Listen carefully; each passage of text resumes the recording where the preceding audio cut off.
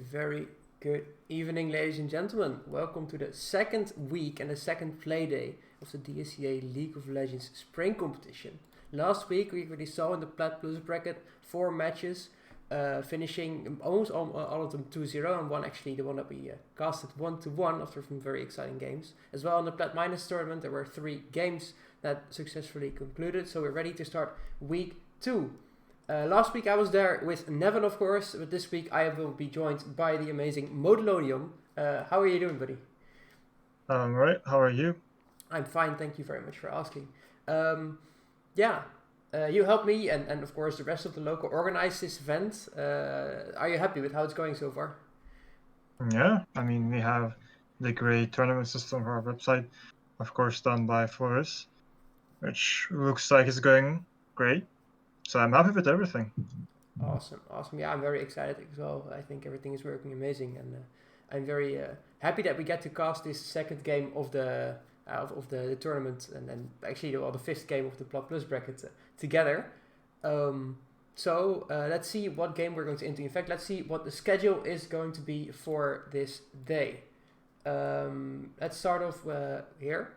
You see that today DSEA Purple and Gurple is going to play off against Dongen City Gaming. DSEA Redmi is going to go up against the Zephyr Primera, and that's going to be the match we'll be covering as well. DSEA Link Deku is going to go against Zephyr Hydra for the other Zephyr team, and DSEA Oranje Hoesting will go up against Erasmus Taxi Drivers. So those are the 4 matches that we'll be playing today. Of course, since they're all simultaneous, we'll only be covering one, which will be between DSEA Redmi and Zephyr Primera, as I already stated. Zephyr Primera, of course, winning 2-0 last week. Looked pretty good. So I'm excited to see this clash between 2 of the stronger teams within the pool. How about you? Yeah, it's very exciting indeed because DSEA Red is one of our best, maybe the best League of Legends teams. So it will be indeed very exciting to see Zephyr's first team. So it will be like clash of the best teams from both associations. So I think that's actually very exciting. Yeah, I'm not exactly very familiar with how high Zephyr Primera is ranked within Zephyr, but Primera definitely sounds like first, so yeah, you might be right there. Let's see how they face off in this epic match today. It might even be already a short sight on the finals. We'll see. Wow. A preview. Yeah, so let's head over to the screen where you can just see our faces again and not the entire schedule. Yes, so the teams that are going to be playing today are already mostly present in the Champ Select lobby. I'll quickly ask them what Champ Select they will use.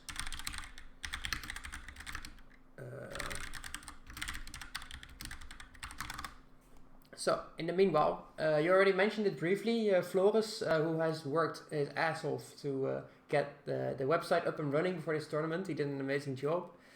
So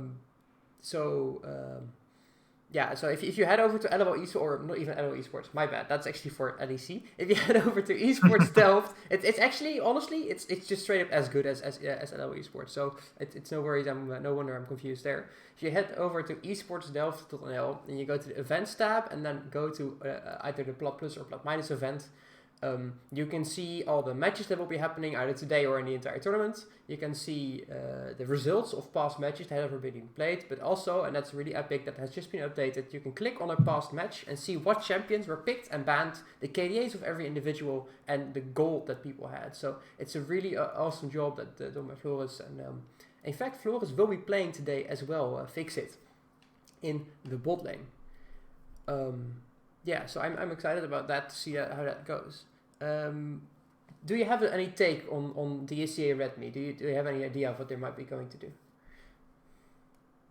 I'm not really sure. Really. Well, I mean, DSEA Redmi has a history of, winning our tournaments usually, but at least going for the final, right? So the expectation is really high from them. But we'll see, because the players change annually, so Yeah, Yeah, DSEA Redmi, of course, the highest rated team within the DSEA, so they are, well, maybe not expected, but definitely we are hoping as DSEA members that they are going to make it far into the tournament. But as unbiased casters, I just want to see some good League of Legends today, and yeah, so that's basically what I am ready for. So I am giving the ready sign to the players. The players seem to be ready as well, so we should be heading into the first champ select of today very, very soon. In fact, here we go. I actually managed to have our fancy overlay work today, so that's I'm really excited about that as well. Nice. Let's see what the first bans are going to be. DSEA Redmi, this is the first game they play, as last week they had their week off. And the first ban is a Vladimir ban, probably targeted to Friendly Rob. No, probably. I mean, we haven't seen Vladimir, at least in the professional scene. So I'm guessing both Zillion and Vladimir are respect bans. Yeah, I think so. Zillion being banned, that's probably targeted at XUV Losgeld. XUV Losgeld is a bit of a more AP damage support kind of player, so makes sense. Trindamir being banned. Not something I would very often expect. Definitely not. Yeah, very interesting. Yeah, a very solo queue heavy player, or champion at least. Do you think it could work in coordinated play? I don't think so, because, well, you can either CC chain him or make sure he doesn't, get to have a good start. Otherwise, he's not really useful because he's usually squishy. I don't know. I feel like DSEA Redmi could have countered Trindamir pick. Okay, well, it's banned right now, and we see the response Corki and then the Seraphine. Seraphine, also a very infamous champion at the moment, definitely considered very, very strong as well. Yeah, because Seraphine can, right now, always the main damage dealers are AD carries, right? But with Seraphine, you can have all the bruisers just survive enough so that they can deal as much damage. So I think that's a good ban. I agree. I'm quickly setting up the in-game overlay, so that's why I'm not very talkative. But yeah, we are going to see how this is going to play out, as the Udyr is locked in, a very high priority champion still in the LEC, all over the place. Has had some more patches, of course, so it might be nerfed a little bit, but Udyr very, very strong at the moment. The response, Tristana Lulu. What is your take on Tristana in the current meta? She's not only very strong in bot lane, but she's also very good flex pick. Well, right now, AD carry items are really good, so you can pick Tristana, and you can flex her to mid or top as well. So I think that's a good first pick. First pick from them. And we see Karma as well, a very lane dominant champion. Can also protect our AD carry, which is probably a lot of things you want from your support, so that's a good pick as well. Yeah, I agree. I think Lulu currently is a very scary champion to deal with now and then. It has a lot of peel and a lot of safety. We even saw Ripple play top lane yesterday, so it could be a mid Tristana and a top lane Lulu, and we haven't seen the bot lane at all. Although I doubt that will be happening, as Whippo kind of got destroyed on that. The response to Jinx from Fixit coming out. Fixit, a very big Jinx player, so no surprises there. Jinx considered one of the S tier carries. Fixit really likes playing Jinx, so one of my makes two Fixit on Jinx. And Jarvan. I'm not really sure what to make of Jarvan. Well, Jarvan's main weakness is, his jungle clear is very slow, so they have to make sure that his ganks are following. Otherwise, whenever Udyr catches Jarvan, he's going to kill him, and it's just going to be out-farming Jarvan. So they really have to make sure the ganks are counting. Yeah, I agree. I'm not even sure if it's even going to be a jungle Jarvan. We've seen top lane Jarvan be a thing for a little bit, even support Jarvan being picked up in the LEC here and there. So I am curious if Zephyr Primera has something up their sleeves with this. If that's the case, that's some really heavy flexing with the Champions Days they're choosing.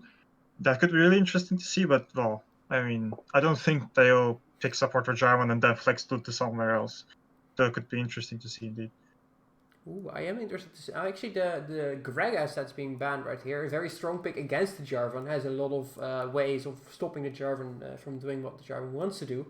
Also a very strong peel champion for the Jinx, of course. So might be hinting towards a top lane Jarvan. And the Gnar ban is... Gnar, of course, a very strong champion that abuses a lot of matchups, but also the Jarvan matchup is also very good for Gnar.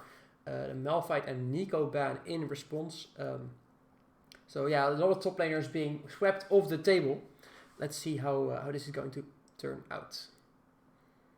Really interesting, actually, because Zephyr has the last pick, so they can hide their top laner until the end and just reveal that Jarvan was top laner all along. Yeah. That could be. Maybe that's their plan. Orianna being picked up, very stable mage mid lane that can scale, is very safe in lane, and does a lot of damage with her command Shockwave in the late game. So scaling is being picked up there together with the Tristana. That does of course reveal that the Tristana will most likely be going towards that bot lane, towards the AD carry position.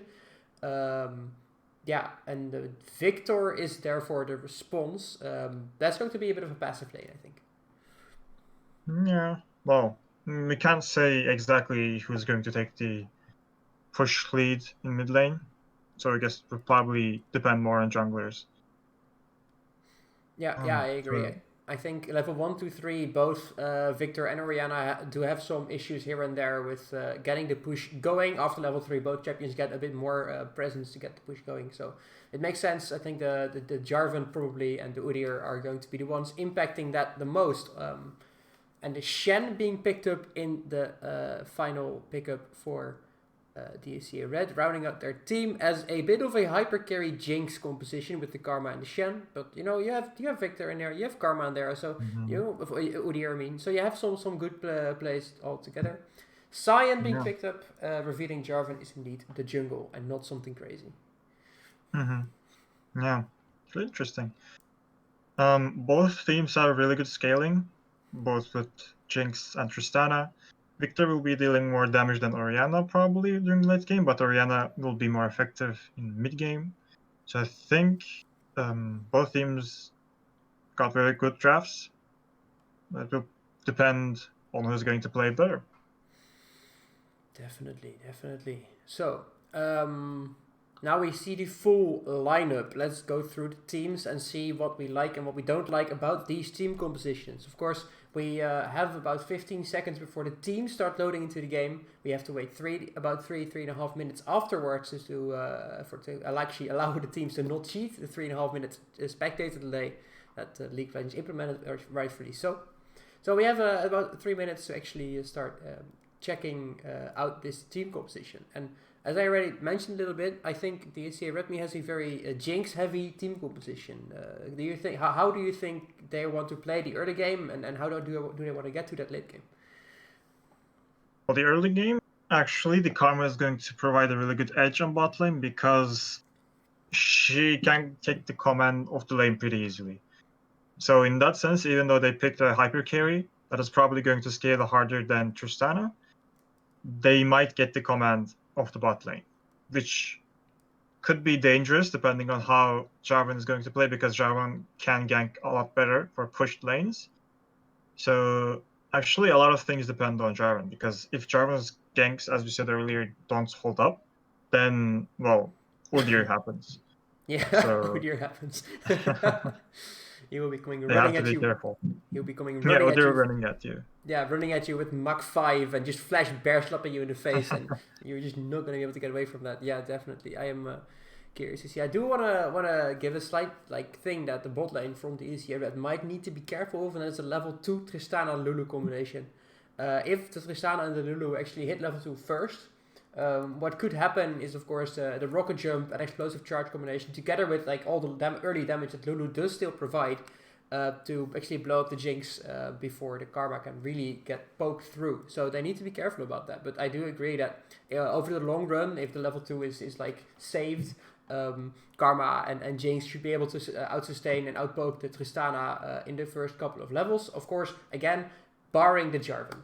We really need to see Punish Potato make some important plays in both the bot lane and the mid lane, because both of these are going to probably be a little bit stalematey from both teams. So let's actually look at the top lane then as well. As if I'm correct, you do like to play yourself a little bit of top lane now and then. What do you think of this this matchup? Well, this is mostly a skill matchup, I'd say. But depending on how Sion plays, he can take the push lead because Shen can't push. But if Shen can preserve her eval, his eval, then he's more advantageous during early trades, especially if he can break through Sion's Q indeed. But later to the game, there are for mostly different reasons. Sion is a really good hard engage champion, while Shen is a really good peeler for his team. So they have different applications. But yeah, an interesting thing that can happen as well is, well, Udyr is very fast, and if Shen ults to Udyr with a turbo chem tank, for example, then that's a very good engage for DSEA Redmi as well, and they might have to look out for that.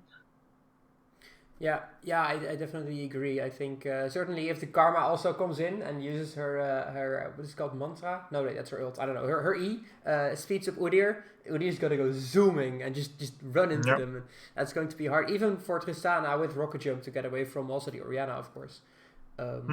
So yeah, I agree. I think from playing the matchup myself, I've played the matchup with Shen into Sion a couple of times, and I found it really annoying that Sion is so damn tanky because he's just not going down. But on the other side, of course, Shen is a fine duelist, so should be able to juke it out 1v1 for a while without much happening. So we are loading into the game.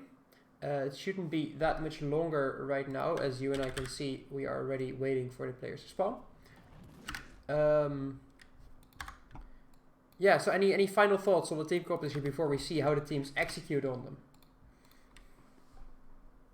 I think DSEA Redmi has some really good, standard picks, I guess you could say. Meta picks, at least. Jinx is normally not a good blind pick, but that's why they picked her against Tristana. Both are kind of latey champions, so that's good. But from the Zephyr side, it really depends on how they're going to apply Jarvan. Because like they said, the Jarvan can lose the farming game early, especially early on to the Udyr. And if, say, Udyr gets a lead on the farms, and if the Jarvan can't work out his ganks, then the level difference from the jungle camp speeds are going to add up, and then that difference is not going to close anytime soon. So they have to make sure that the Jarvan ganks are holding. But indeed, if they do get through with Jarvan's ganks, then they are more powerful than Udyr's because, Jarvan is just a better gap closer. And they also have to make sure that the Jarvan's famous, or maybe infamous, level 2 ganks are not really a thing, because he can easily get a flash. Yeah, I agree. I think Jarvan, certainly, if you're actually looking at the entire team composition from the DSEA Red, you have top lane, Margin called on Shen. He has a dash, but he wants to rather use that aggressively than defensively.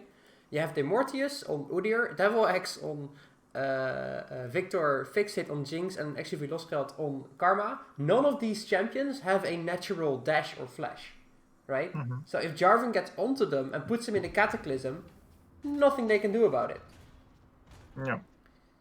And it's not like the DSEA Redmi's team can peel for their carries that much. Shen can protect the carries with the count, but still, Jarvan can ult them. Yeah, definitely. And of course, if Jarvan jumps in and has a couple of people sitting in a tight space, Orianna really likes that. Just presses R and you get an easy quadra kill here and there. So something that the DSEA will need to be careful about. But also what I wanted to bring up actually, and that is the fact that Punish Potato can create a nice wall for Sion to run into. So if Sion is engaging and it's not properly coordinated with total 5 traitor, with Punish Potato I mean, then they're going to run into each other and one is going to block the other. The reason why you see our faces, by the way, is because we had a slight pause at the beginning of the game. We should be good to go right now, as the teams have resolved the issue. So here is the game, as the players are all running out of the base. Let's see if they want to make something happen, or if it's going to be a 5-point in the early level, and it seems to be a very passive position. The teams are going to clash for... Oh? Nothing really happens. Demorty is getting some auto attacks off on the 5 traitor, but then just runs away. That 5 traitor decides to go base for it. Yeah, I mean, that's a safe option. Yes, both teams are actually testing the water a little bit as they walk into the river. Nothing too aggressive, don't want to give up too much early leads, well, this early into the game. So a very passive start. Actually, looking at the summoner spells and keystones, do we see anything weird over there? I don't think so. Pretty classic, but something that is interesting is Lulu's Ignite. Which, well, if they can't take control to lane, might not be that useful. So I think that could be a sign that they might have to play aggressive during the early game. Yeah, definitely. And to see with the Ignite, actually Vilosno with the exhaust, so actually Vilosno, of course, a lot more focused on peeling for Jinx, whereas Endlessly just wants to deal some tons of damage. Yeah, we'll have to see how that works out. Jarvan with the red buff into what seems to be an immediate mid lane gank. Here he goes. Devil actually walks into the bush and he's going to get caught because Punish Potato manages to land the auto attack. Devil has to flash already before the second minute even starts. Good gank, and the Punish Potato already making his presence known. Yep, well, exactly what the Verna was, right? Yeah, I guess, exactly what you already mentioned. But he was probably going to take vision exactly for that not happening, but unlucky. Oh, that's... Margin called with a taunt flash forward. The Freighter is in a little trouble. He's going to get away with only about 50 health remaining. Yeah, rough spot for Shen. For against the Shen on the side. Is not enjoying the lane so far. Flash was necessary because Cyan had his flash. That's an interesting choice because, well, Cyan has corrupting potion as well. He can just stay in the lane more. Yeah. Interesting choice. All the corrupting potions have been popped. Now Cyan back to about half hit points and now has the flash advantage. See if Jarvan wants to make use of that at some point this game. Yeah, well, and the health advantage is not really a thing anymore. Unfortunate. Yes. Yeah, but Shen has to... Oh, he's basing already. Alright, that makes sense. Yeah, trying to get the cheater recalling. Yeah, cheater recall. Ooh. We see both junglers now on the bot side of the map. Udyr already running into the lane, trying to go for the first stand, but he actually lands onto Endlessly. Endlessly is in a serious lot of trouble and fix it here with the first blood onto the support. Jarvan could not react in time to stop this from happening. So well played by the Mortius. Flash bear slapping the Lulu in the face already. 1-0 up, and that's about 600 gold lead. That was really well. I'm gonna have to interrupt you again because the Morty is now running into Punish Potato. He does not seem to care, but he kinda should have cared because he just dies. Yeah, well, you don't have flash there, unfortunately. Yeah, unfortunate face check right there, and he goes down for it. Well played by Punish Potato and Friendly Rob to pick up the kill on the Orianna. Yeah, well, the gank on bot lane was really good. Because if you see there, he doesn't go for Tristana because Lulu, he knows Lulu won't accept expecting the flash E, because otherwise she would have flashed herself, and well, at that point it's already too late to flash, and Udyr goes back just in case Lulu tries to flash and escape. So that was really well executed, but yeah, unlucky face check. Yes, did not expect a bonus predator to be in that bush. Now we see the mid lane from Zephyr Primera resetting. Friendly Rob now teleporting back to base, got himself a tear as well as a sapphire crystal and some boots versus Devil X, who is only sitting on the amplifying tome. I think Friendly Rob has a little bit of an advantage here going into the long run of this matchup. Well, I mean, he has a kill, so all the power to him. Fair enough. We see Margin Gold going in for more wet noodle fighting. It's not really going to happen very much, as both tanks are not really in any position to kill each other. Even Polish Potato, who was sitting in the lane actually already, deciding that this is not going to have much merit to fight here. Yeah, well, it isn't exactly fun to play a tank-to-tank matchup. They don't really have kill pressure on either sides. Even though Shen is a really good duelist. Yeah, fair. Yeah, but you do get to stack your grasp a lot, you know, so you gotta be really tanky. As you can see, they are grasping each other all the time. Shen did lose out on that trade a little bit because of the minions being present there.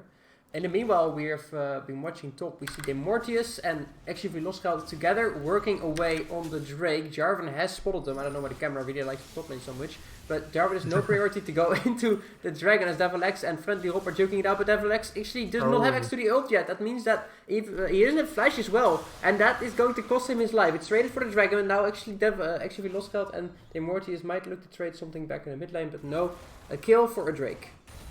No.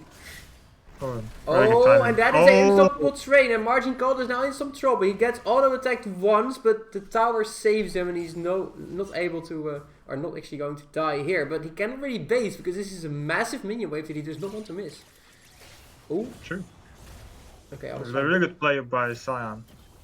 Because, for those who don't know, Sion's Q once charged for at least 1 second, makes it airborne, which interrupts any abilities you have, unless you're unstoppable, of course. And there you go. Now Margin Gold actually lands the top before the knockup comes out and just picks up the solo kill. The Mortius is looking as Total 5 Traitor goes down, but Margin Gold not respecting the zombie and also going down right after. That's a big mistake.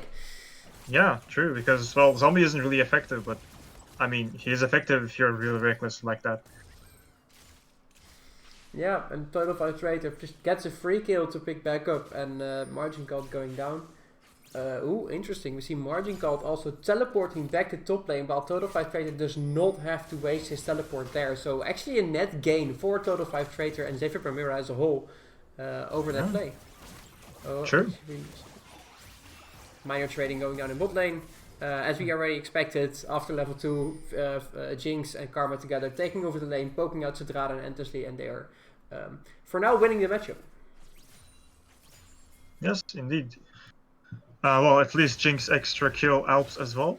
I mean, at least right now, she has a boot and probably a few bonus 80. Definitely. A longsword only gives about, I think, 10 attack damage, and a pickaxe gives, I think, 250, so it should be a little bit more bonus 80. 250, 25, my apologies. 25. Would be a little bit broken if it gave 250. Yeah, that's a bit too much. Jarvan, meanwhile, has walked through vision, but it doesn't matter because here comes the teleport. Fix It immediately being used, the Shen ult immediately being used on Fix It, but it's not going to be enough to save actually Veloschild. Fix It now is still alive, and Margin Gold is there as well, but the first kill has already been picked up by Zephyr Primera. The fight seems to sort of continue a little bit. Total 5 Traitor managed to land the knockup on Margin Gold, but it's ultimately going to fizzle out. Never mind, because Margin Gold was forward, got knocked up by the Jarvan Flag and Drag, and that means the end of him. Now, Fix It also in trouble as Total 5 Traitor is truly smurfing on some people here and helping his team to get 2 more kills that maybe weren't necessary to give away. I mean, the first one was just a setup of a good gank, right? I mean, fine. But I don't think the other two, like you said, were necessary at all. That's like not respecting the team, and you don't even have vision, so you don't know who is behind them. That was really unnecessary. As well as the channel. It was, I'd argue that it was kind of obvious that they wouldn't be able to save Karma, at least with that early Shen.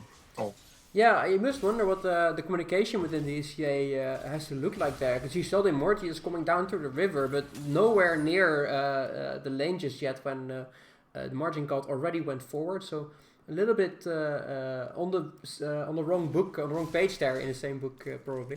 So you have to see how that ends up going for the rest of this series. True. Well, at least they still have the Drake advantage. Even though, well, not necessarily a Drake advantage anymore with the new updates. The advantages you get for having a Drake are less right now, but at least you're closer to the soul, let's say. Yeah. Yeah, that early dragon is going to help them out. A little bit of extra resistances to try and stop them from dying. Shen and Udyr are going to be feeling that most of all. But yeah, most importantly, as you already mentioned, I think the Dragon Soul is closer than it is for Zephyr Primera. Yes, well, but they now have the gold advantage, so they'll have a higher chance of getting the next dragon. Definitely. See, the Morpheus actually walking into the enemy jungle, grabbing some vision, trying to spot out where Bonnet Potato is, and he actually finds Bonnet Potato using the Scrying Orb. So that means that there's not going to be any play for the Rift Herald soon. Margin called, meanwhile, in another wet noodle fight. As Zedrada really is feeling it. Going on to actually Velosgeld, but there is not enough damage because the shielding and healing from actually Velosgeld saves himself quite easily. That was an ultimate buster shot used by Tristana. Didn't pick up the kill, so I guess they got some pressure. We see Bonnet Potato decide that it's time to gank mid one more time. Devlex had his flash back up and has to use it one more time to get out of the Cataclysm this time. But yeah, we see Zephyr actually using... Well, we can see that they picked Jarvan for a reason now, right? Because it's working really good. Jarvan is 1 in 4.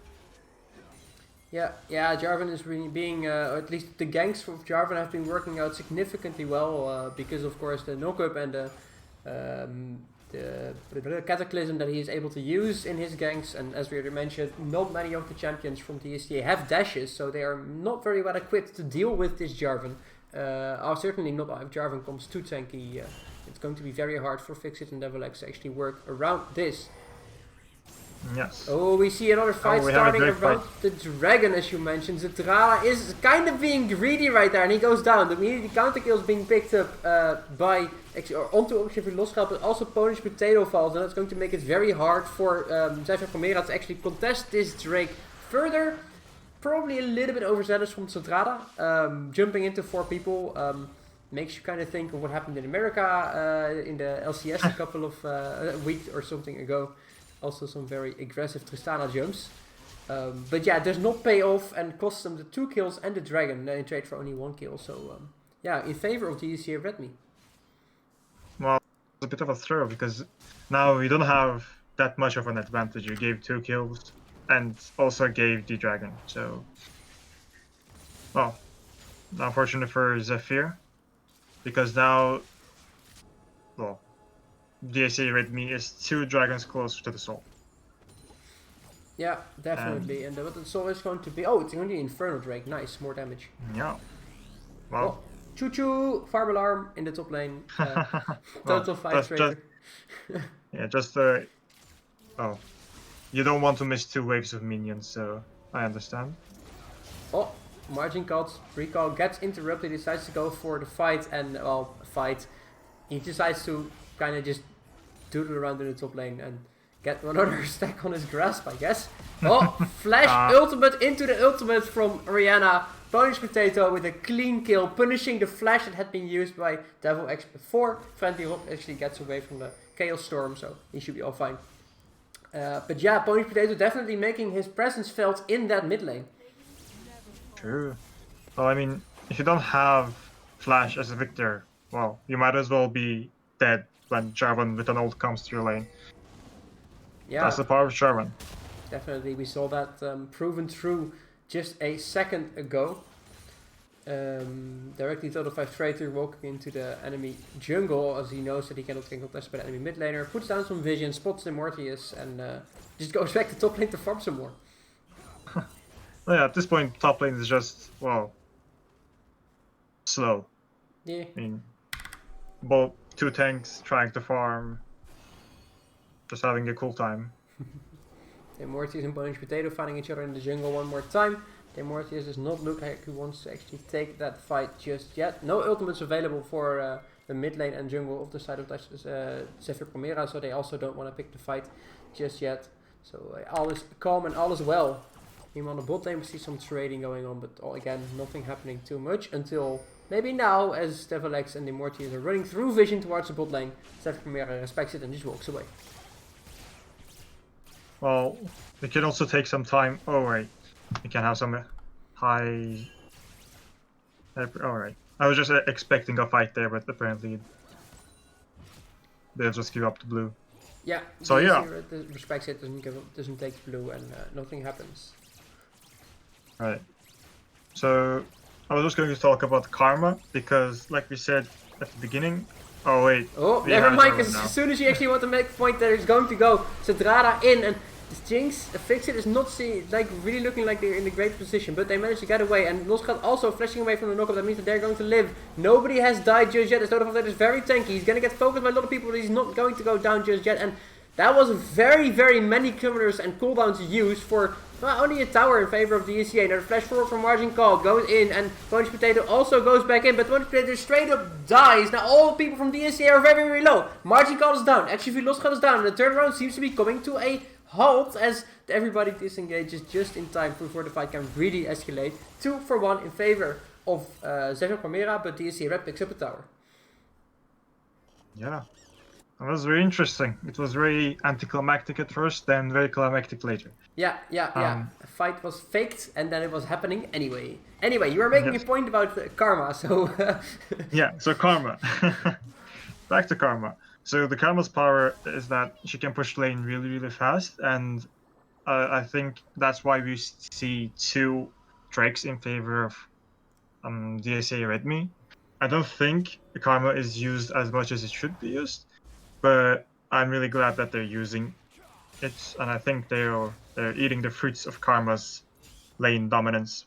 And it's not like Tristan and Lulu, which is actually, like you said, are pretty fearful though, very dangerous.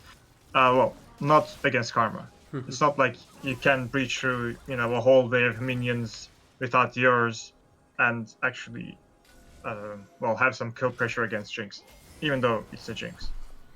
Yeah, definitely. And even Tristana apparently is not pushy enough to get the wave out of their own tower in this case. So, DSEA Redmi using the priority they got to the bot lane very well, as you say. And now the next dragon looks like it's going to get picked up by the side of Zephyr Primera as they just straight up muscle their way into the dragon and say, "This is ours now, get out of here." Yeah, just 5 people out.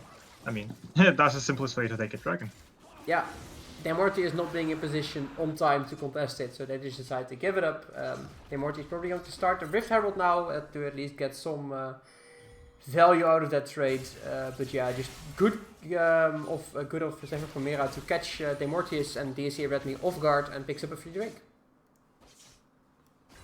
Alright, now we're starting mid game, which is a time where unfortunately both Jinx and Victor aren't really useful, and Udyr is starting to fall off. So at this point in the game, we can say Zephyr is, they already have the momentum and their champions are low as well. They're kind of a bit more powerful and they can, do whatever they want at this point of the game. Yeah, I agree. I think specifically Tristana should really shine in this point. And as we are talking about it, Tristana hops forward and absolutely demolishes Devil-X. Devil-X flashes away and does manage to survive. But you see that I was just about to say Tristana needs to make some plays and immediately jumps in and does a whole lot of splash damage. That was good mechanical display from Zrada as well.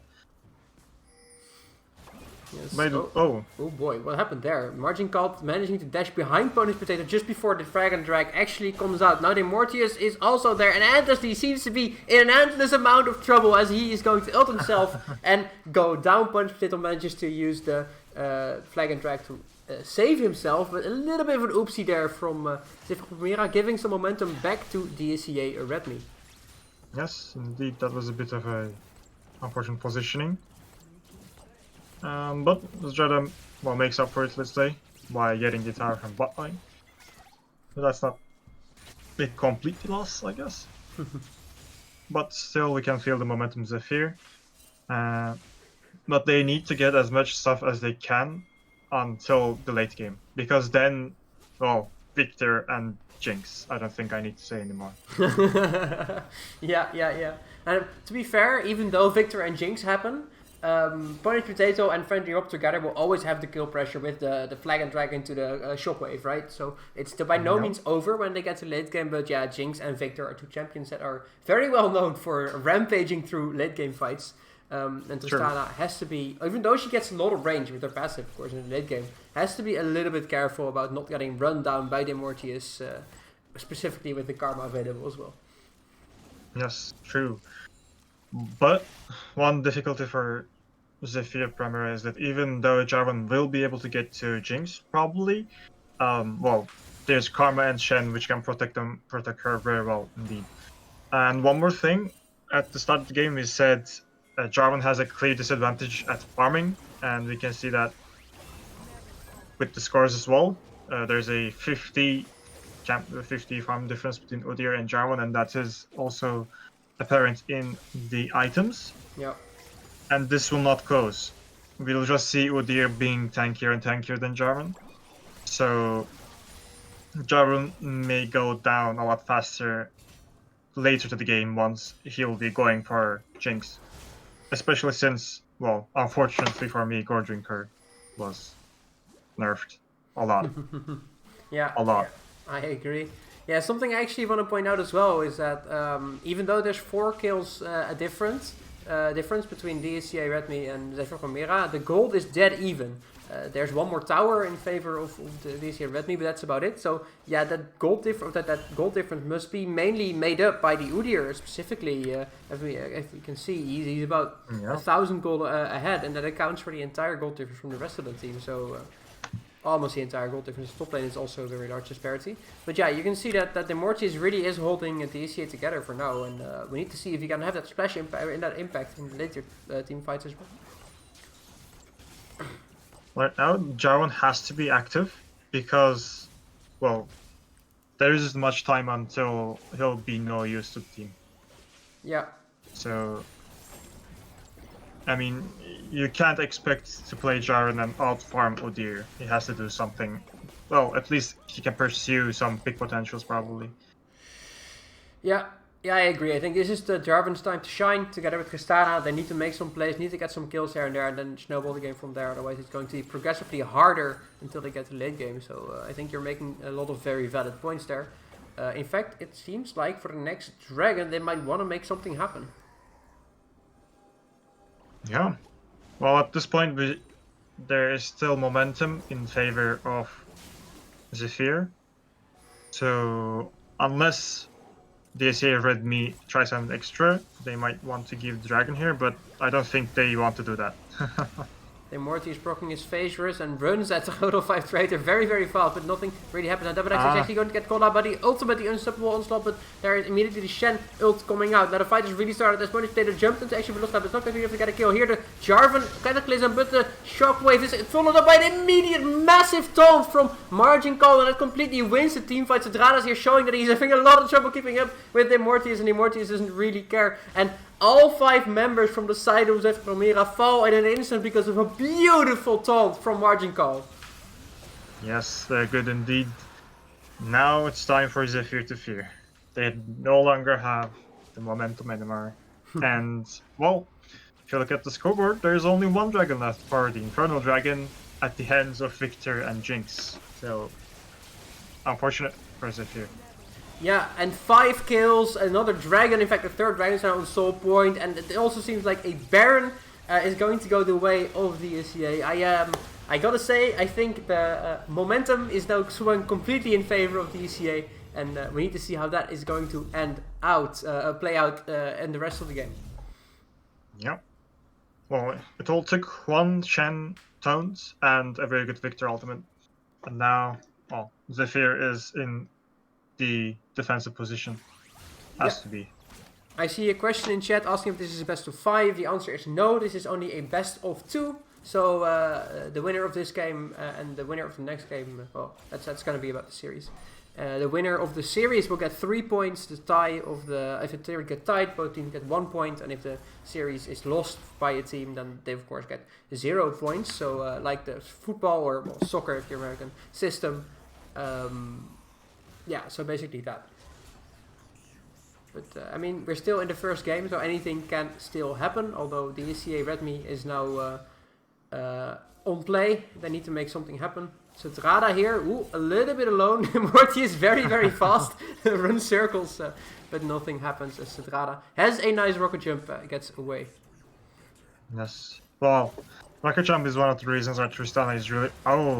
Ooh, then Mortius does not manage to smite away the red buff, and Tristana is going to do a lot of damage. Shockwave comes out and the Mortius with a lot of shielding actually walks away. It's enough and Endlessly is now in a serious world of trouble. The Polymorph stops him from dying a little bit longer, but it's not going to be able to save him. Margin Cult and Total of Athletic being sort of busy in the meanwhile, but that looked like a very good pick, but the Mortius is just too tanky and he does not go down even though Tristana was relentlessly auto-attacking him. So yeah, that just shows that like Udyr gets tanky. Yeah, well, Udyr gets tanky and, well, shields and a lot of shields. A lot of shields. And Shen. Yeah. It might actually be a good idea to get the new item. The, what was it, Serpent's Teeth? Serpent's Fang, yeah. Serpent's Fang, yeah. Well, maybe Cyan can buy it actually without this Taya. That wouldn't be too bad. Oh boy, the Mortius really does not give a hot dangity dang about that tower, and Von Dirop does not enjoy his life anymore as he gets run down by the bear man, tiger, whatever you call him. So yeah, the Mortius very strong. Also slaps the Total 5 traitor, who is now a little bit overextended, goes down as well. The tower falls just before that, and yikes, DSEA in a commanding lead for the rest of this game. Devilex moves very aggressively forward, but Zhonya is used to stay alive. Fixit taking a lot of damage in the back end of that, but also he stays alive, and now it's up to Zedrada, the only person standing from Zephyr Primera, to save this game. Margin God shall be teleporting back to the lane, or back to the fight very soon. There you go. And this seems to be that the first game is going to go in favor of DSEA Red Me. As I say that, there's obviously going to be some fountain shenanigans. But yeah, very well played. All of the base of a single Shanton. They win this game and they are up 1-0. Well, just Udyr things at the end of the game.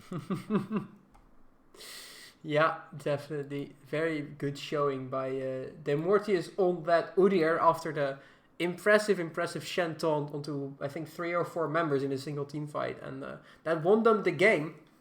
So now the DSEA Red is up 1-0. They will be taking a break before they will be heading over to the second game of this series. And as they are going to be taking a break, we are going to be taking a break as well. We should be back in about 5 to 10 minutes. So let us know, let us know in chat if you think DSEA Red can bring home the second game as well, or whether you think Zephyr Primera can strike back. So we will see you in a couple of minutes. Grab something to drink in the meanwhile, and see you in a couple of minutes.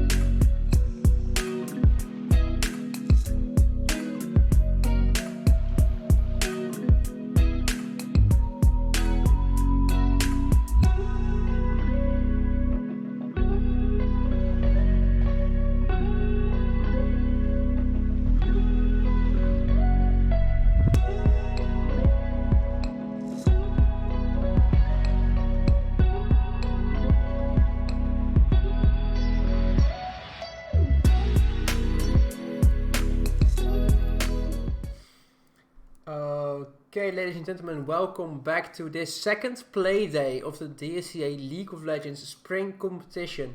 We just saw DSEA Redmi take the 1-0 lead over Zephyr Primera on the blue side off the back of a absolutely beautiful Shen taunt.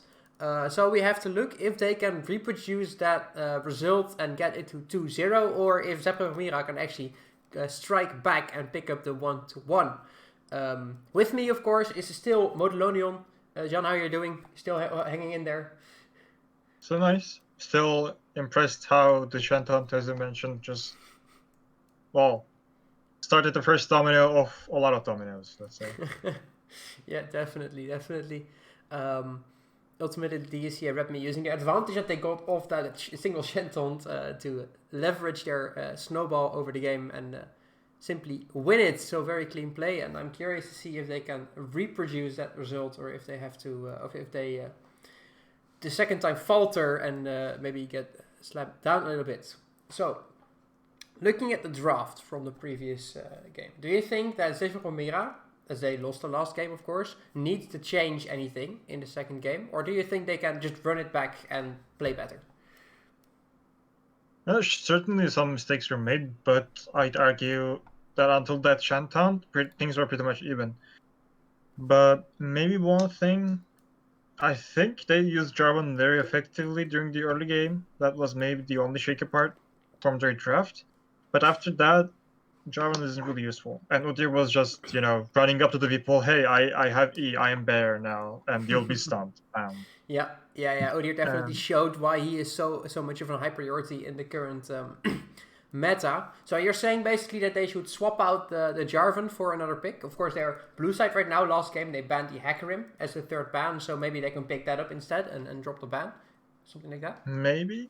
But one thing that I think could be helpful more as well would be more peel in the team. Because Lulu is indeed a good pick, but I'd say tank supports are a lot better right now, both offering lots of defensive stats and peel for the carry, very good peelers. They're in the support meta right now. I think that would be really helpful because, Odir, you can CC him very easily, and he can't really do a lot against it. But if you don't have it, you'll just run up to your AD carry without much interference, and then your AD carry will just die. Yeah, yeah, I agree. I agree. I think it's going to be an interesting match to see how this actually ends up. For example, you mentioned tanky supports, by the way, the Rel, the Nautilus, Leona. Those are champions that are being played a lot in LEC right now, and of course with good reason. They get a lot of engage, a lot of peel, just very strong. Like they die very hard unless you're Hillsang, then you die pretty easily. But yeah, so yeah, we need to see how that goes on. I see all the 10 players have already re-entered the second lobby, so we should be heading to the second game relatively soon. So I'm going to have to prepare that real quick. Yeah. So in the meanwhile, I would like to ask you if there's going to be like specific points where you think that DSEA Redmi should change their draft, or do you think that DSEA Redmi is going to like do the same thing and just run it back? They can. The Udyr kind of works as a de facto hard engage, which and they have good peel. The Karma can get the dominance of bot lane. I think that's a very good pick. Maybe Victor can change. He's not a bad answer against Orianna, but if they pick something else, then you'll lose control of mid lane, which is pretty significant for the whole game. And I don't think they were able to utilize Victor that well as well, even though he was under attack for Jarvan at all times. But I'd argue one hyper carry is enough. I don't think you need two. Okay, so maybe you want to see something more like the Twisted Fates, or what do you think they should replace the Victor with? Yeah, something that can get advantage. Maybe, well, not doesn't really fit their chat, but Lucian is really good in mid lane. Has been for a lot of months, but even though it isn't really leveraged that much. Twisted Fate still good, still goes. Yeah. Yeah, As if they can get AP from somewhere else, they can use lots of doors open. But otherwise, Twisted Fate is still a good pick. Yeah. So like an AP source, of course, could be Lilia. Haven't seen too much Lilia in the LEC or LCS anymore. But that's mainly because the teams have been picking up the Udyr and the Hecarim instead. Lilia has a very strong magic damage jungler. Also, otherwise the Nidalee is open. Maybe could be picked. Very strong AP damage jungler as well. If they want to throw a curveball, the Evelynn could come out, and all of these picks enable things like Lucian, Tristana mid lane, something to be a little bit more aggressive. So yeah, I think it's going to be a bit of a waiting game to see how this is going to turn out, because we see both teams sitting in the draft. They're not saying anything, so I'm going to tell them that we are ready. And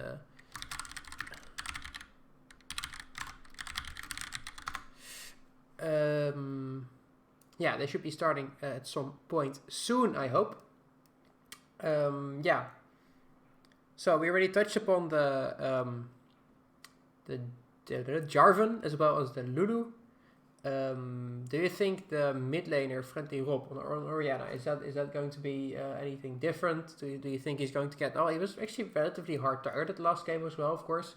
But now that he is on blue side, he maybe gets he either has to blind pick or maybe he gets a bit more of a priority pick. Do you think he will stick to the Orianna, or do you think he should change to a little bit more of an early game champion, for example? Always a staple pick. You can't go with it blind. It's not like it's not like you're going to see Zed, or Fizz, so you can pick Orianna pretty safely, even though you might have to give up control of the mid lane. But if they want to change the game plan, lots of champions available from mid lane. Interesting. We never mentioned Yone, but he is still good, very good actually, at reaching the carries. Because his ultimate is basically unstoppable, and if ADC is inside that area, he's just going to get to it. Maybe it could be an interesting pick, especially if DSA Redmi gets really good kills just like they did last game for their early carry. Could be something to look for. But otherwise, Orianna is fine. Yes, yeah, definitely. I think Orianna actually being picked up in professional play as well, coordinated play, just in general, very strong champion. I also think the reason why Jarvan was picked is also because they picked up that Orianna. Very nice combination. I believe the Malphite was actually banned, so that's also a very, very strong champion to go alongside the Orianna. But yeah, now that DSEA Redmi is also on the red side rather than on the blue side, they have the option to counter pick either the mid lane, top lane, or whatever other role they want to counter pick. So we have to see if they want to make use of that. For now, we see that both teams are supposedly ready, so we should be heading into Champ Select, or the second Champ Select of this series, very, very soon. Hang in there for a little bit longer as we try to talk over the time that we have. So yeah, do you have anything to ask the chat that's with us today? Actually, I can ask both chat and you. Which lane do you think is the most important to counter pick? Ooh, interesting. Well, chat, be sure to spam in chat. Is it going to be top lane, jungle, mid lane, bot lane, or even support maybe? Who knows? I currently think that top lane is very important to counter pick. And not because you really want to win top lane, but because you really don't want to lose top lane. Sure. Because then you open up the jungler to make plays around the map rather than having to sit top lane. So I think it's very important to have that top lane be not a losing matchup. So we'll see how that ends up going. The Zilean and the Vladimir coming out, those were bans that we saw the last game as well. The Corki is still identical banning, so I don't think either of the teams are going to change it up very, very significantly. Certainly, of course, Total 5 Traitor now actually, Zephyr Primera as a whole, now on the blue side, so they might want to pick up the Udyr for themselves, so they won't feel the need to ban it. We see the Tryndamere being banned again, as well as the Seraphine, so just a complete carbon copy. Is that true? Is that a carbon? Hang on. Yeah, no, right now it's the Seraphine is actually banned on blue side this time. True. So the Hecarim is now available. As margin call now needs to decide what DSEA Redmi is going to replace that Seraphine ban with. Seraphine ban also indicates that they might want to first pick Udyr, so I want to see that ban. No, that Tristana is going to get sent to the bench. Oh, interesting. That Tristana gets sent to the bench. And Udyr gets picked up because that's just first pickable as hell. Sure. You can't go wrong with Udyr. Definitely. Yeah, we just saw last game, right? Where it just runs at people and slaps them in the face and then kills them. So, very strong champion and very much a proper choice from Polish Potato to just pick it up and run it down this time at Demortius. Immediately we see the Karma being picked up, denying it away from Antlesly and picking it up themselves. Also, actually we lost how played it last game, so we can see that at least one of the players on the side of DSEA can pick it up. Demortius now looking to pick up the Jinx, and it seems to be that the bot lane from the side of DSEA Redmi is going to be the same as last game. Yeah, but still, it's a bit risky to pick Jinx blind, because last game it was, you saw Tristana. Right now, maybe Zephyr might give an answer like this, for example. Ooh. If that's bot lane Lucian. Well, to be honest, I doubt that it's going to be mid lane Lucian because they already have the mid lane or the jungle physical damage Udyr. So I think it will be indeed a bot lane Lucian. And that gets... never talk about the hovers, huh? That's always what gets you. Yeah, Friendly Rob ultimately looking in the Leona for Antlesly. So, seems to be, to me at least, that's going to be a Lucian Leona in the bot lane to counter the Jinx and have some very significant kill pressure this time over the other bot lane. True. But still, there's still Karma. So, if she can control lane good, it might still be very difficult to get the Jinx. It kind of depends on how... Lost Geld is going to play Karma. Yeah. It's all up to Antlesly to find the engages onto fix it, and if he manages to do that, I think Lucian is going to have a great time in the bot lane. But if he does not manage to do that, and they actually get poked out by Karma, by Jinx, it might end up being a little bit rough. Lastly, on red side, Hecarim was picked up, was banned away last game. This time it wasn't because the Seraphine was banned, so now Hecarim was picked up. So Udyr, Hecarim, the two fast boys in the jungle, very, very standard, nothing to see there. Immediately followed up by a Malphite as well as a Gnar ban. So again, focusing the bans towards the top lane. Yes. Hecarim, well, things are a bit... Well, we don't see mid lane and top lane right now, but things can be a bit more difficult for Hecarim because... Well, bot lane isn't really that easy to gank right now, especially since the bot lane doesn't really have much of an engage onto Leona and Lucian. But we'll see. A good ban, I'd say. Shen was really useful. Yeah, definitely. Shen would played a very, very big part in winning that previous game, not only with the taunt, but also several ultimates that just were saving the Udyr, saving the Jinx, saving the Victor from being bursted down.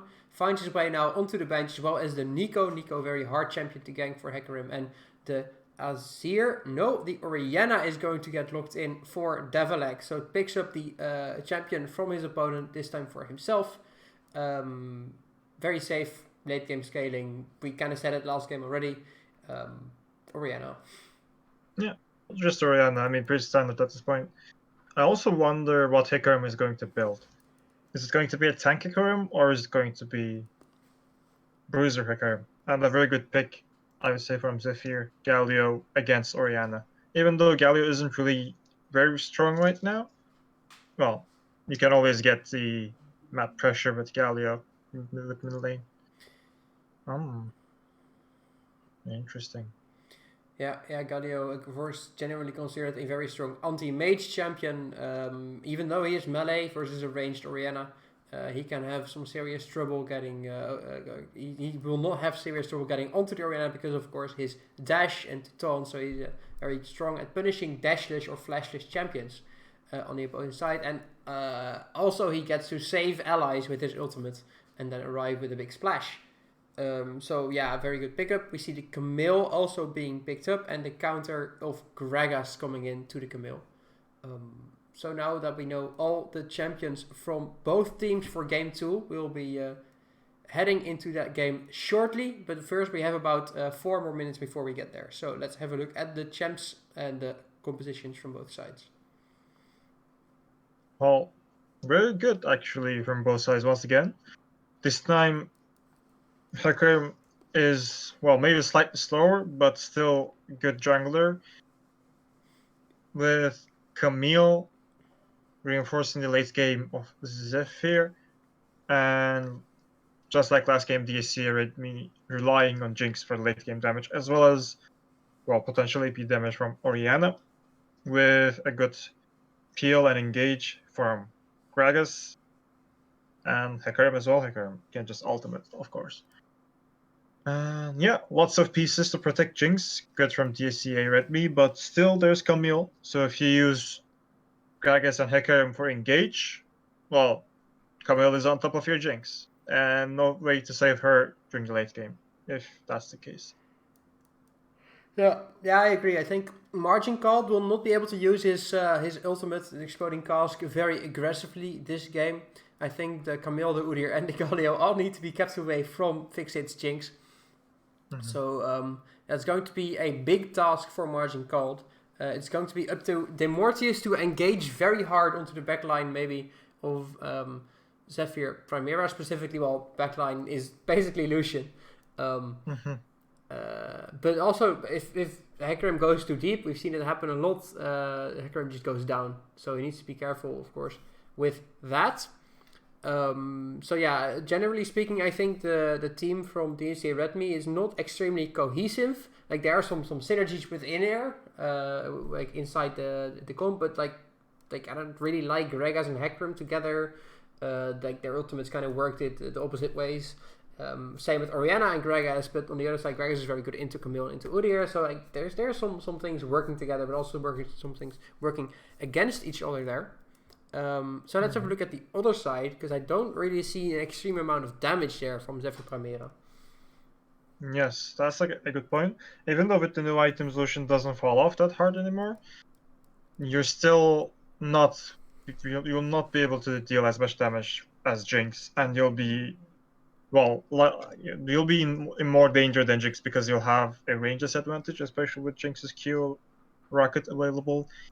So they might have to over-rely on Camille a bit, which, if DSEA Redmi can prepare well against, well, there's a very good CC chain there, with Gragas and Karma's shields, Orianna's shields, and ultimates.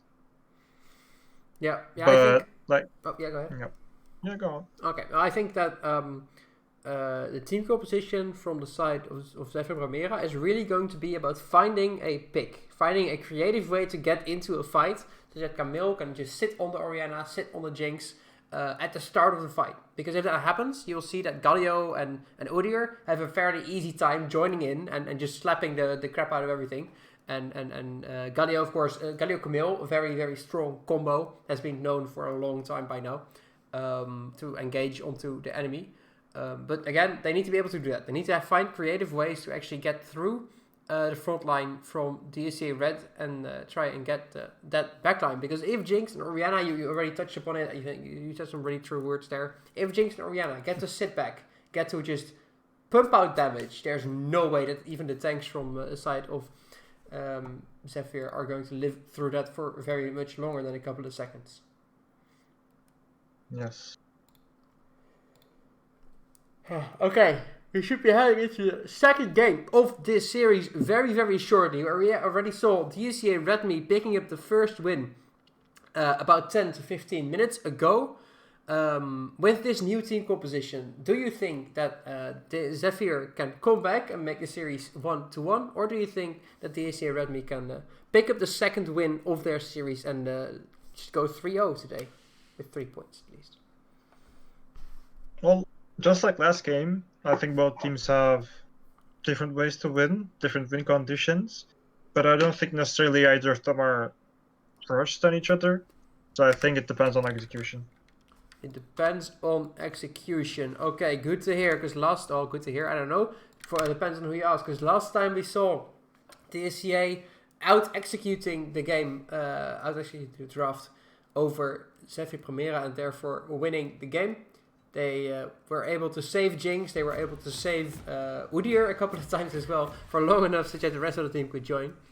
So we need to see if they can do that again, or if Zetrada and Entesley or Friendly Rob, Point Potato and Total 5 Traitor can fire back hard enough for them to win. You might be able to hear the game sound, so I'm going to transition into the game right now and see how this ends up going.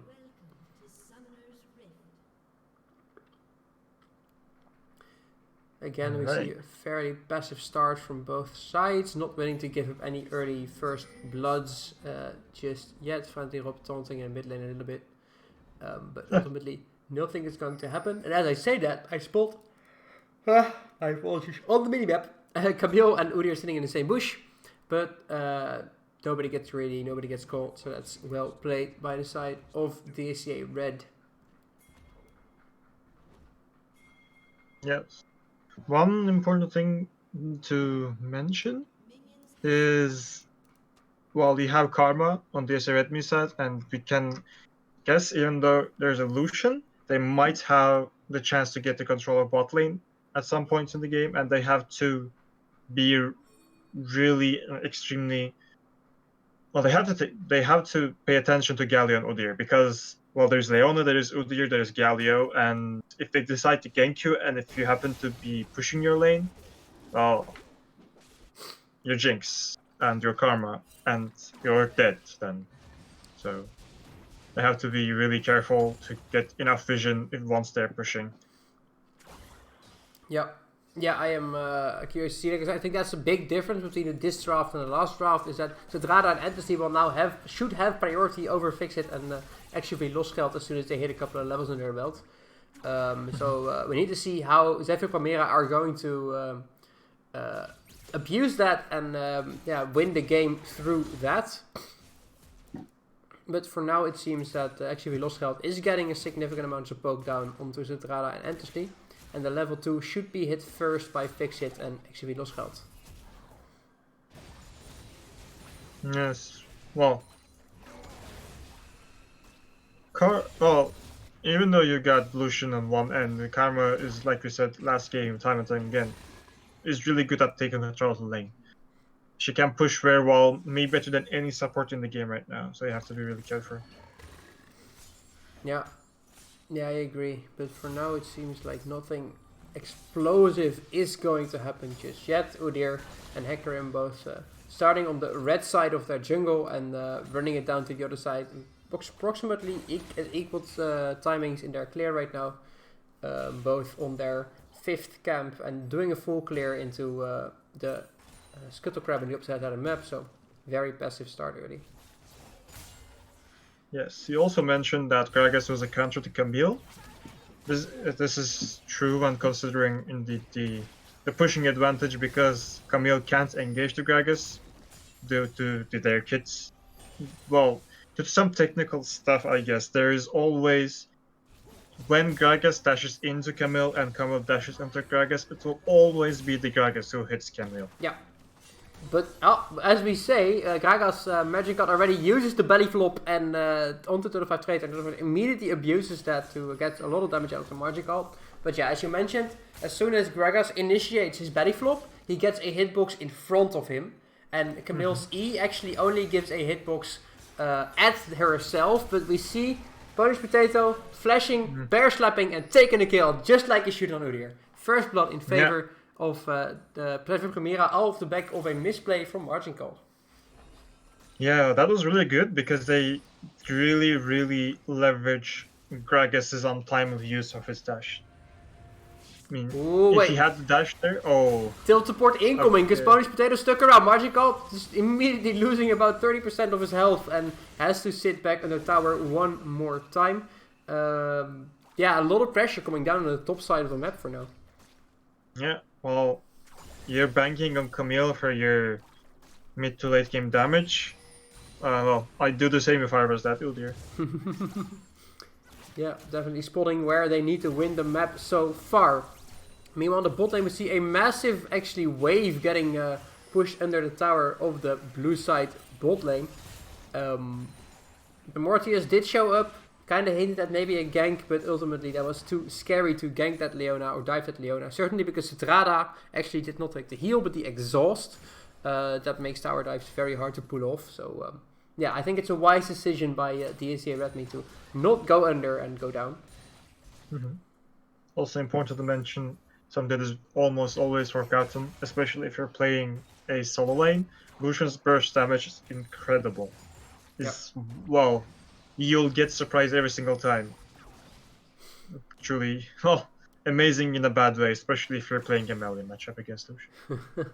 Yeah, you can definitely get caught off guard there if you don't respect it enough. For now, it seems DSEA has respected it enough, but the burst damage with the new item build does not really go down over time. So even in the late game, if Fixit is ever caught off guard by that Lucian, Fixit will go down. Also, the exhaust will ensure that they can Fixit cannot run away. I'm not even sure. Does Cleanse get rid of the slow from exhaust? Not really sure. I look it up. I think Cleanse just does hard CC, but I'll just look it up. I think you are correct. So we'll have to see how that ends up going. Hard CC except for the suppressions. We see Devil X feeling the pressure from Polish Potato for the second game in a row, having to flash away, I think, for the third time from an early gank from the side of Polish Potato. Endlessly flashing for Manchester United. Still actually Velostra. Here comes the Golem crashing down, but ultimately nothing happens. It's actually Velostra also flashes away from this side of DSEA Redmi. This means that a lot of summoners are now dying, and it gives the priority over the Dragon from the side of Zephyr Primera, so we should be seeing that go down very, very soon. Oh, but not if Hecarim has anything to say about it. Endlessly stuns him up, and this is going to get scary, because there's 4 people versus 4. A massive shockwave lands onto 3 people and obliterates the health bars. Now it's easy cleanup, as 3 of the 4 people are now down. So Drada is going to flash over the wall, and Fixit showing some damage, and actually just going over it right after there. 4 kills in favor of DSEA Redmi off the back of a very good shockwave by Devil X. Oh, well. Oh, 2-0-2 Jinx. And very good shockwave, like you said, from Devil X. Very nice. Just won the team fight there. Especially, you'd think with Lucian, you wouldn't lose a team fight that early, and Odir as well. But well, that shockwave made sure that wasn't going to be the case. Yeah, we saw the Mortius running in, and I was a bit wary of how that fight was going to go, but as soon as that shockwave hits, you just know it's over for Zephyr Primera, and for now that seems that DSEA is making good use of their abilities to win that fight so far. Total 5 Traitor just going 1 for 1 with Margin Call. Margin Call does not want to stop the fight, and Total 5 Traitor seems to be in a little bit of trouble. He does not dodge out on that barrel, and it looks like he might go down here and flash away, and the ultimate explosive cast picks up the kill, but then Mortius is overextended, but has he really? Because there is Karma. Oh well, never mind. Phoenix, slap in the face, the Mortius goes down, and the Udyr picks up a kill. Yeah, a slight overextension from the Mortius. That is a little bit of a mistake, so 1 for 1 ultimately. I'd also say Camille's flash was really late. Well, you should know that he wasn't going to be back up soon enough. The bot lane from DSEA, who is now on the top and have overextended. The teleport to the fight together with Polish Potato come in, and it is enough to easily pick up XV Losgeld. Yeah, without that backup from the jungler around, they should not have been so far forward. And another mistake gives another bit of gold into Zephyr Primera. Yeah. The 2k gold advantage diminished into 1.5k, still good, especially considering that we can say that the scaling of DSEA Redmi is better with the hyper carry and enough peel. Oh, the Mortius runs past and then back into Total 5 Traitor, and nothing happens. Let's continue. Yeah. Oh, that happens to be... Flash forward, bear slap, and there we go! Zenith Blade lands, and the stun also lands, and Devil X is in a lot of trouble, but here comes the inseparable onslaught, and it's going to be enough for Devil X to actually get away! And, wow, he actually just walks away.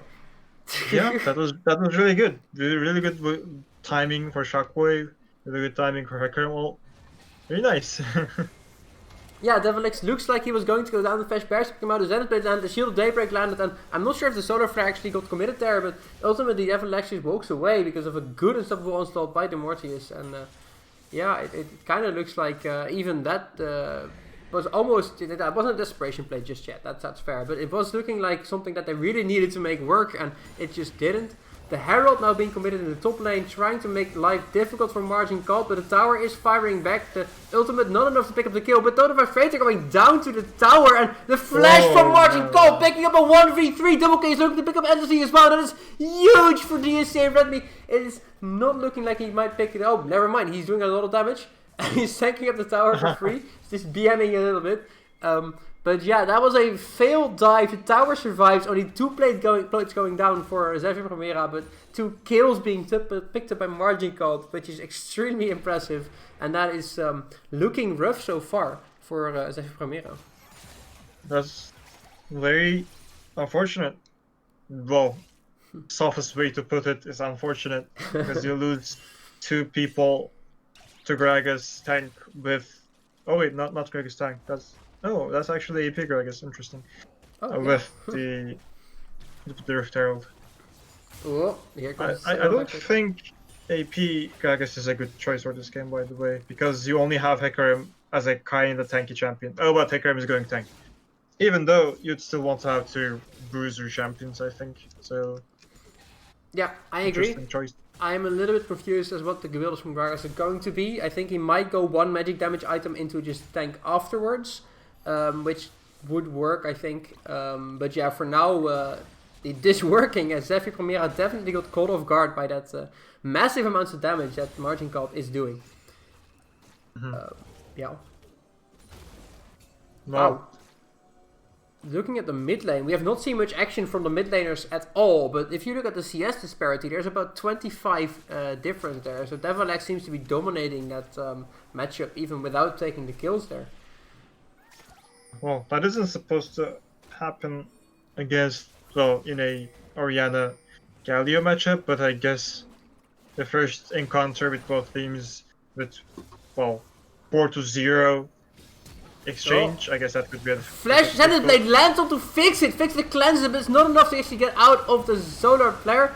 The Endlessly is still sticking him to the backline, and now the Immortal is in a lot of trouble as he smites the Grump to stay alive, but there comes another Zenith Blade, and Endlessly picks up a kill. Very well played by the support from the Zephyr Primera. So the 5 Freighter continuing the fight, and wow, that's a lot of damage onto Devilux. Devilux is too tanky, just too tanky to actually stay alive. Ultimately, Friendly Roll picks up a kill onto XUV Losgeld, and it's, I think, a 2-for-1, if I see that correctly. Some very good plays by the side of mainly Endlessly and Total 5 Freighter to pick up a lot of damage and kills on the side of Zephyr Primera. And it gives them a dragon. Yes, indeed. A very good follow-up, because I don't think Leona wanted to jump onto Jigs. I think she wanted to land onto Orianna. But I think their team still followed up really good, but not so much with Camille. Well, Camille was essentially 3v1 for a very good time, and then she died. Yep. Maybe if they followed her good as well, then they wouldn't have lost Camille. Yeah. But yeah, all around, 2-for-1 trade with Dragon. Yeah, it's definitely not bad. Certainly looking at the position that there were about 5k, or like 4k gold behind, it's now still 4k gold, and the Dragon is picked up. So, you know, that ties up the series, or ties up the game a little bit. Also, we see the Cloud map now spawning. Both junglers are really a big fan of just sprinting around the map, and the Cloud map is very good at facilitating that. So I want to see some speedy Udyrs and some speedy Hecarims going through the rest of this game. Yeah. Well, there is also, well, with Cloud Drakes comes great speed, and you have Hecarim and Udyr. So, really, I think it's really fortunate that we see a Cloud Soul this game with Udyr and Hecarim on 2 sides of the game.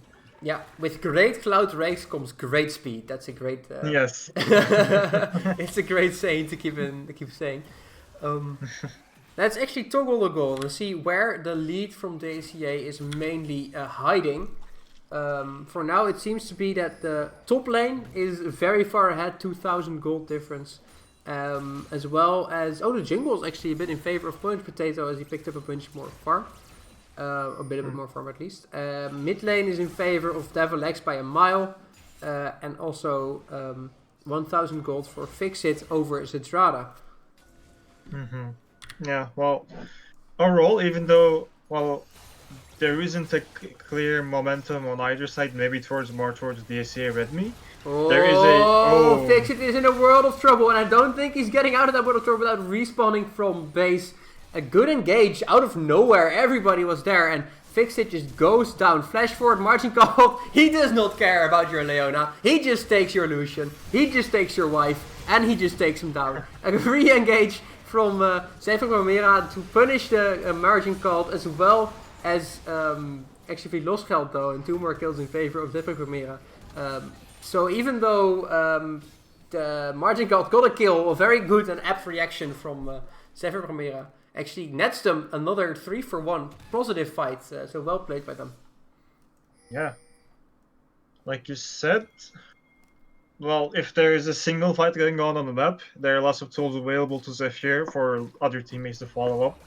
You have Camille's E, you have others' general fastiness, there's Leona for dashing to people, getting into pit, and there's Gallia's ultimate. So I think they used it pretty well this time.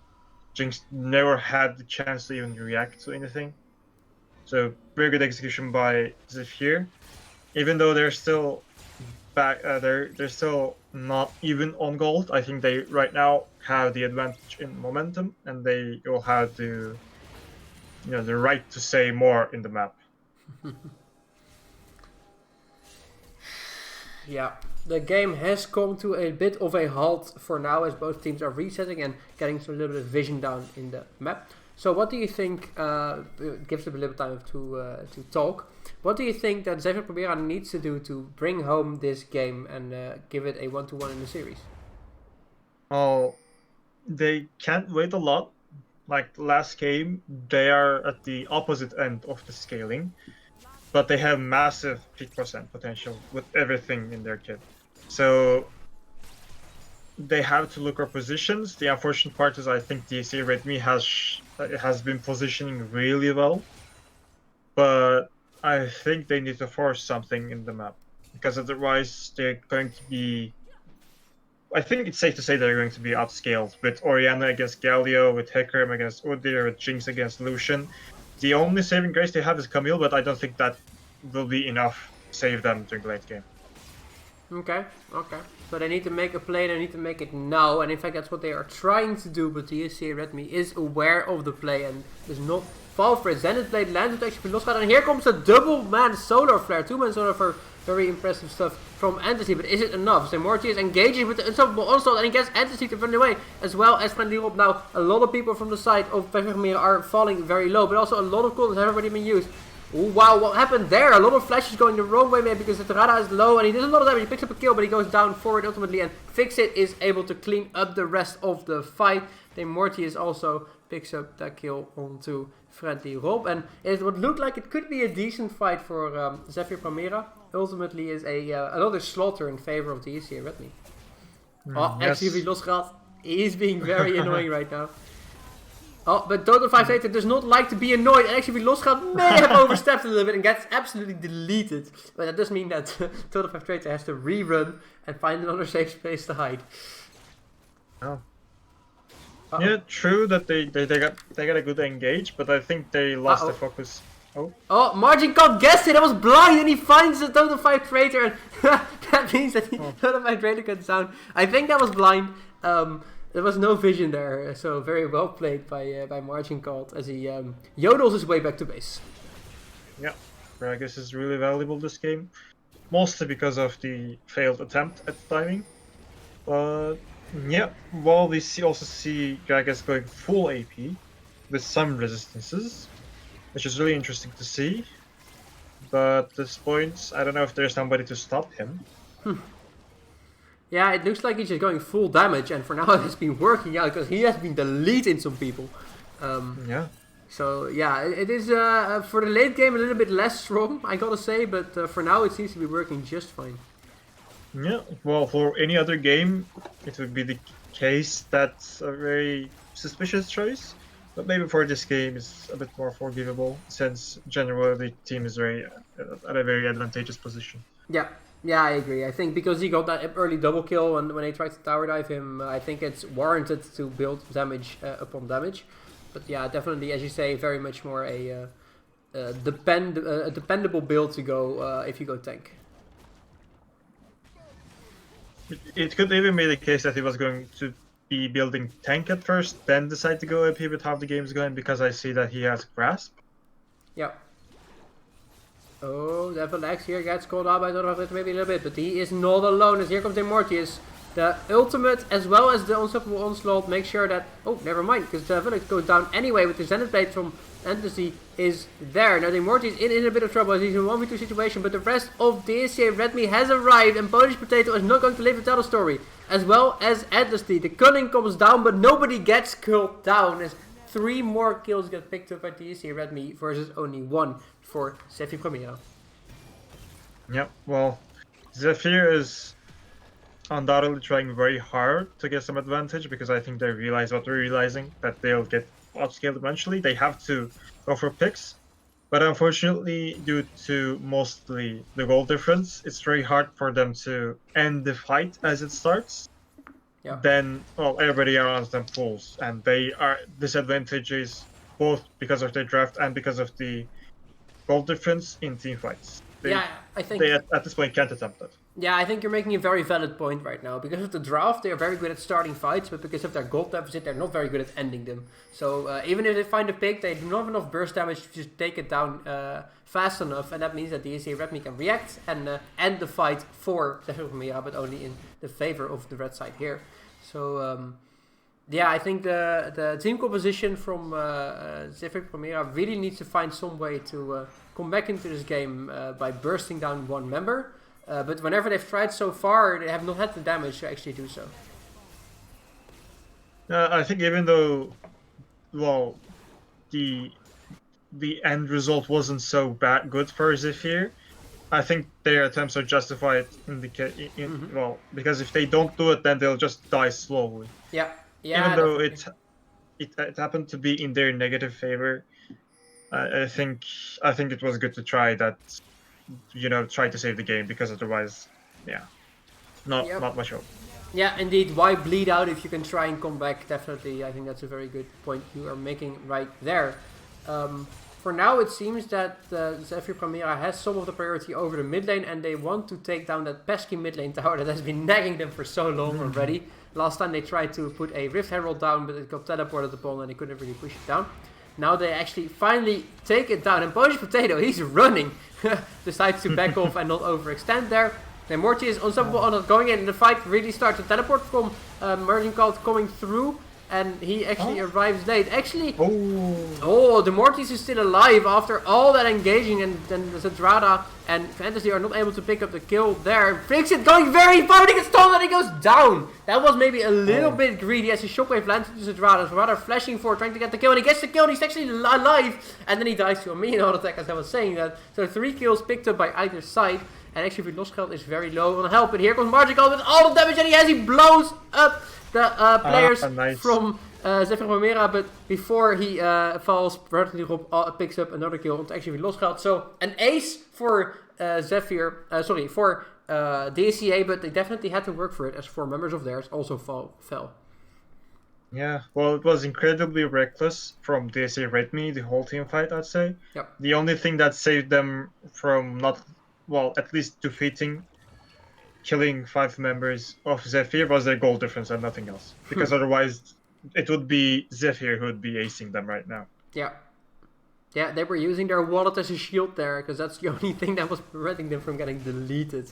And arguably a 4v5 in this position of stage of the game is just 1200 gold and goes into the pockets of Zephyr Primera, with of course the assist gold even on top of that. So that will help them get a little bit more damage for maybe the next pick that they can find to actually have it work.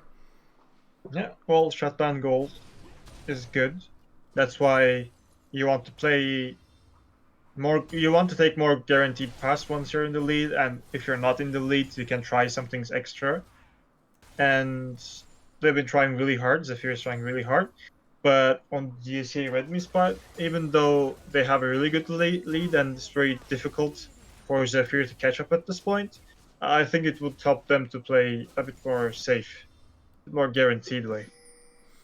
Yeah, I agree. I think they really need to try and get something going in about 4 minutes around that dragon, and then try and take the game from there. But before that dragon spawns, of course, the Baron is already active, so I presume that the DSEA Redmi wants to force a fight around that Baron before that. So we'll see how the rest of the game is going to unfold. Well, the game is a bit... Well, there isn't much action happening. I guess we're waiting on the next trick until something happens. Yeah, definitely a small stalemate for now, but both teams seem to be interested in this Baron vision. And Zedrada, he's not really having this still game. He goes in. Actually, Veloskov runs away, and both of them survive. But yeah, there's I don't think the game is very still. I should rephrase. I think it's on edge, but it's a combo from the storm right now. Kind of like a Cold War standpoint. Yeah. Lots of things are happening, but not necessarily in a very aggressive way. The big boom is not quite going, but there is some tension here and there, you know? Mortius grabs the control ward. What I wonder as well is Total 5 Traitor, will he ever start coming back and being able to duel with Margin Call? Because I think from that point on, maybe Zephyr Primera can try and use that side lane advantage that they don't have to force some things here and there. Oh, never mind, here's a teleport. Total 5 Traitor coming into the backline of the Jinx in this case. He gets kited though and he goes down because the Galio ultimate was just not on point, not able to save. And that probably means that this team fight is going to falter. Punish Potato also very low, and the Jinx is just untouched, firing away at everybody that they can find. And Fixit picking up a triple kill, or double kill here, which is going to be a triple soon. And yeah, 4 people falling on the side of Zephyr Primera immediately because the combo was just a little bit off right there. So well played by DSEA Redmi, but a little bit of a falter from the side of Zephyr Primera. Yeah, well, like we said for like a lot of times, Zephyr is aware that they're going to lose this game unless they do something extra, but I think they could have been cleaner as a team at following Camille's advances. Because what happens is, just like this fight and happened once more, is Camille dies, and then the teams come. So, yeah, I think they might want to work on following Camille up if they want to use her again at some point in this tournament. Yeah. So it just didn't look clean enough right there. It gave DSEA Red 4 kills and a Baron. So I am a little bit worried here because I think Zephyr Primera is going to have to work really hard to come back in this game. And even then, the wallet from DSEA Redmi is very stacked. So I don't think it's going to be enough, even if they do some good plays. Endlessly trying to make a start of the comeback, landing the Zenith Blade on Margin Call, but there's just not enough damage to follow that up. Indeed. Yeah, that's fine. Like you said, it's very difficult for them to come back. But, well, the DSEA Redmi is actually playing a bit slow right now. I think they could be using the Baron's advantage a bit more. Because right now it feels like they're just waiting for the game to die on itself because they have the scaling advantage. Yeah, I think they're playing it very safe. I think that's a little bit dangerous as that gives... never mind, here they go. Are they going here? No, they disengage. I was going to say, I think it's very safe. That's a little bit dangerous. That gives Zephyr Primera time to find more creative ways to come back into the game. They're not punishing Zephyr Primera for being so far behind just yet, as the fight is looking to start very soon. Some players are going very close near each other, but Punish Potato actually comes in with the bear step with the Margin Call. The Margin Call is not gonna die because there's a lot of shielding coming in. Now the engage comes in with the Galio as well, but Jinx is still untouched and just sitting in the backline and firing away. The front line from DSEA Redmi is still standing, and the health bars from Zephyr Primera are going to fall very low, and in fact they're going to go down because Joe Fixit just untouched throughout the entire fight, firing away rocket after rocket into the faces of Zephyr Primera, and they just couldn't make the engage work. And another 4 kills even, in favor of DSEA Redmi. Well, essentially at this point all fights are stat checks. Just massive lead from DSEA Redmi. Yep. Yeah, and I think the reason these fights are going so one-sided right now is, of course, well, first of all, there's a massive gold disparity in favor of DSEA Redmi, but also the engages from the side of Zephyr and Primera, they're just falling short every single time. They're not able to coordinate the team together to actually get the proper damage down onto the proper carries. And we see Pony's Potato getting called out here, having to flash away. He's going to hurt the next team fight as well. Fix It now is kind of in a rough position, and now he goes down. Very well played by Zephyr Primera, punishing the, well, rather big mistake, honestly, from Fix It. Massive overextension. But yeah, he's 12 and 3 now. My body's 12 and 3. So yeah, he's very strong still, but this is kind of the engage that they need to find, what they just got, but just in team fights. Because as long as they're not able to find that Jinx, we just saw the last team fight, the Jinx is going to go rocket, rocket, rocket, rocket, and your health bars are just going to evaporate. True. Indeed. But they also, yeah, they should have used. Ah, all right, interesting. Yeah, but why not, right? At this point, the ultimate is probably on very low cooldown, so you can't do that. Yeah, let's quickly have a look. It's on 35 seconds cooldown. Yeah, Wow. I mean, why not? What? That's ridiculous. Okay. Well, I mean, he has Cosmic Drive. With the new updated Cosmic Drive, you get massive amounts of ability haste. So... Yeah, fair. But still. Still, I mean, it's fun. Yeah. But, well, he's already 17 level, so his ultimate was already on low cooldown probably, and with ability haste, well, it's just 35 seconds. Whoa, someone will unstall onto the back line, and Galio is really feeding the damage. He comes right back into the knocks, but actually, Fix It! Getting called out, getting burned down. This could be really huge for Zephyr Primera, but here comes Bargicot. He finds the Galio, but is he going to find enough damage? The Drada is still alive, and he is knowing a lot of damage, and in fact the team fight is going in favor of Zephyr Primera because Fix It this time got called out and got burned down. This is exactly what you want to see from Zephyr Primera to bring home this game. Yeah. Well, if Fix It dies, you'll be really struggling in the damage department, right? Because, well, Camille, Odir, Leona can be tough with here. And props to Lucian. Towards Drada, I think he followed that really well. Yeah, I do have a question for the mods, by the way. Could you change the title to actually represent the match we're spectating? Because right now it says the match from last week still. That would be awesome to have that fixed. Meanwhile, yeah, we're just looking at a potential comeback here from Zephyr Primera, because we kind of had written them off already, right? We thought it was going to be extremely hard to come back, but they, for now, seem to they get the pick to fix it, and that's very important. That Jinx needs to fall, and if Jinx falls, then suddenly the Lucian and the Galio are kind of free to just try and get to the rest of the team and take them down as they just did. Yeah, and we also saw AP Gragas's vulnerability in that he's actually very squishy if you focus on them, and if Jinx falls, why not kill Gragas, right? Yeah, I don't know. Ultimately, Margin called did a lot of damage, and here is Devil X called out all alone, and bam! Just straight up deaded, and nothing much that they can do. A good pick from Total 5 Trader now gets Zephyr Primera priority over that Baron.